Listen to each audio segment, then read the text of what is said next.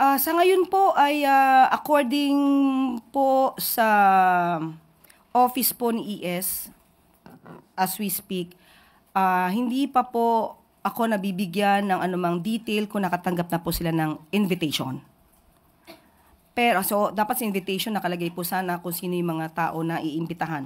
Pero nagbigay na po ng listahan ang Office of the Executive Secretary yung maaaring dumalo po sa nasabing hearing. Nakalista po rito si Secretary Jesus Crispin Remulla ng DOJ, Prosecutor General Richard Anthony Fadulion, and Chief State Counsel Dennis Arvin Chan. Makakasama at nilagay din po namin sa listahan si Department of Foreign Affairs Secretary Enrique A. Manalo, Philippine Center on Transnational Crime Executive Director Alcantara, PNP General Romel Francisco Marbil, and General Nicolas Torre. From DMW, si Secretary Hans Kakda. Kasama rin po si Special Envoy Marcos Lacanilaw.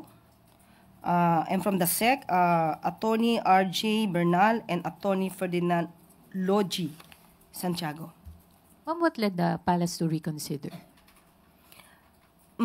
Kung nagkausap man po sila ni Senate President Chis Escudero, binigyan din po natin ng pagrespeto ang kanyang hiling. Kaya, provided of course, ito hindi naman din tatalakay sa executive privilege na mga issues.